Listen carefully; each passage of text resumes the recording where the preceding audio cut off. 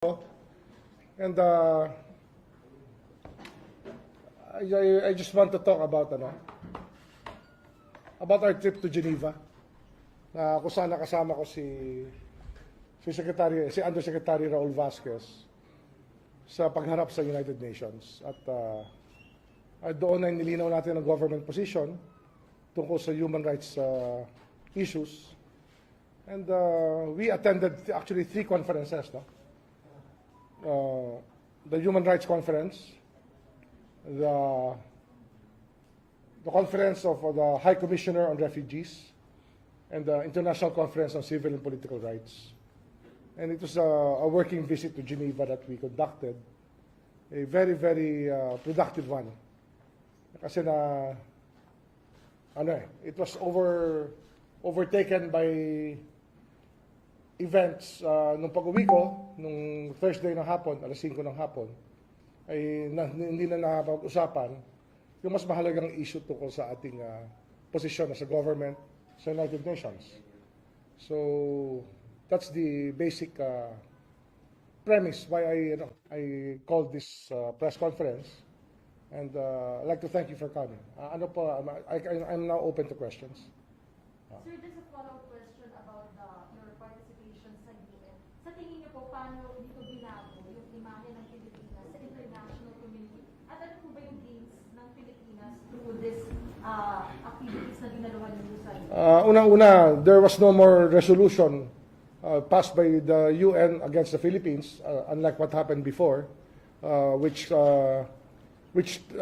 caused the UNJP, the United Nations Joint Program, to be established. Ngayon, we were able to leave the human rights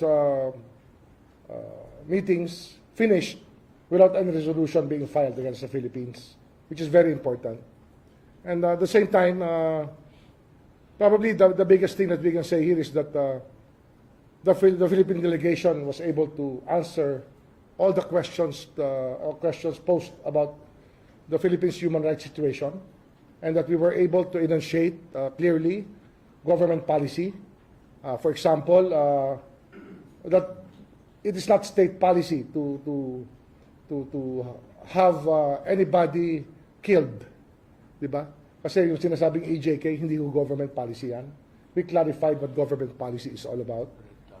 And well, issues on red tagging, I think I clarified that also, which are the CPP, NPA, NDF takes offense at, but it's clarified. Basically, the position of the Philippines with vis-a-vis the violations on human rights was clarified, and the things that we're doing to address violations that were committed, because we cannot say that we are a perfect society. It happens, and it's just that state power should never be used. We should never abuse state power. We will not tolerate any abuse of state power, especially from the actors or human rights violations. We do not tolerate that. Sir, last from my end, na-report na po ba kay Pangulong Marcos yung mga gains natin sa... I will meet with him this afternoon to report on the gains of the Philippines on the Geneva conferences that we attended. The Department of Foreign Affairs was very happy with our performance. By the way, the issue of human rights defenders was also discussed, and I told the United Nations that nobody has the right to arrogate unto themselves the title of human rights defenders, since we are all human rights defenders here. I think that it's not an exclusive club that belongs to any political party. It is a membership of all, as long as you care about the human rights that have to be respected throughout the world and throughout the country. Sir, follow na din. Meron po ba tayong mga pagbabagong gagawin coming off yung Geneva experience? Yes, marami.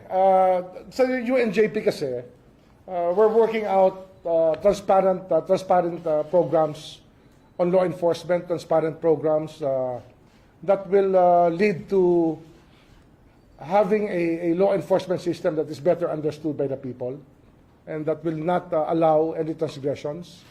I think that that's the most important part of it, no? That we are working closely with the government. The PNP was part of the delegation, So was the Dangerous Drugs Board, the PIDEA,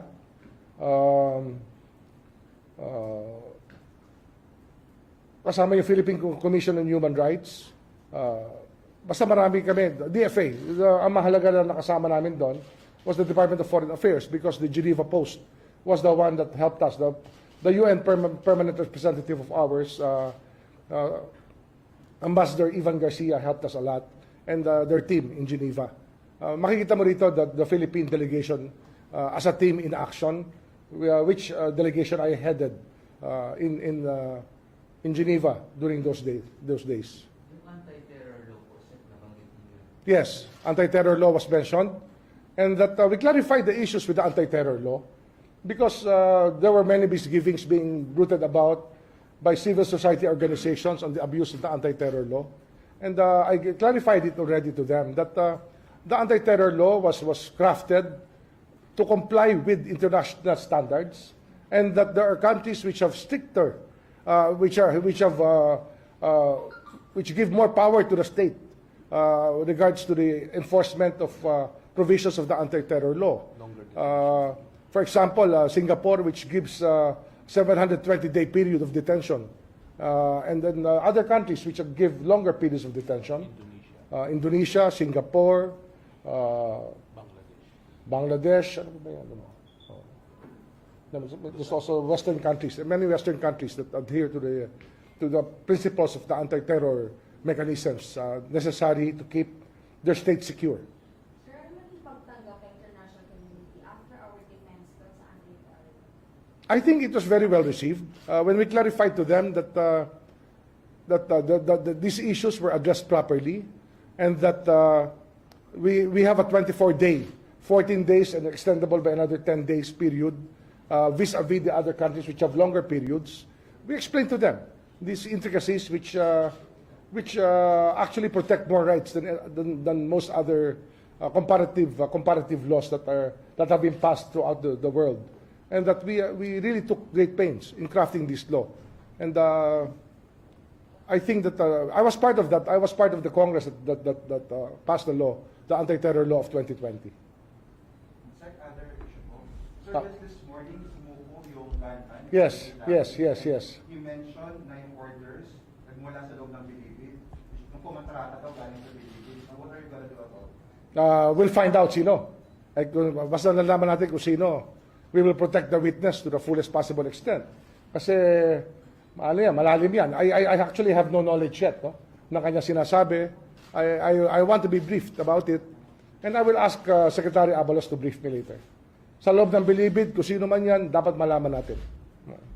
Ilalabas natin yan. In order pa kayo kay DG to investigate, To sir, yung nangyari. DG Bantag. Yes, sir. Ngayon ko lang nalaman yan eh. I just found out now. I will immediately after this meeting, I will tell him to give me a report on this if he has any knowledge already.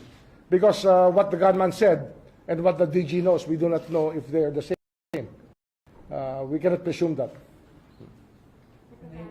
Other issue rin po. Kamusta po kayo ngayon amid po sa controversy po sa inyong anak? And nakausap niyo ba po ba ulit siya? And I haven't talked to him actually since the beginning. I've stayed away from the case. I have not talked to anybody. I have not asked anybody any favor. I just talked to a cousin of mine who's a lawyer who will start or has started representing him already. That's all everything that I have to do with the case. I have nothing else to do with the case. your reaction na po doon sa sinasabi ng ilang mga lawmakers na may special treatment daw po? No, no comment. I will not comment on that. That's something to do with the case already. I will not comment. Sir, regarding sa panawagan ng iba na mag-defend o It will not happen. I will not comment anymore on the other issues there. But it will not happen. That is not my call. I am a very honorable person when it comes to this. It's the president's call.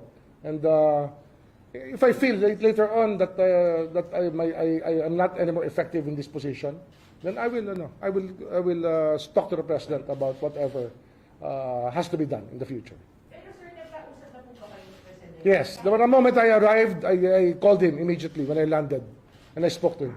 Ano po napag-usapan if you could share with us na po? Well, he just said that he commiserates with my plight as a parent. That's all.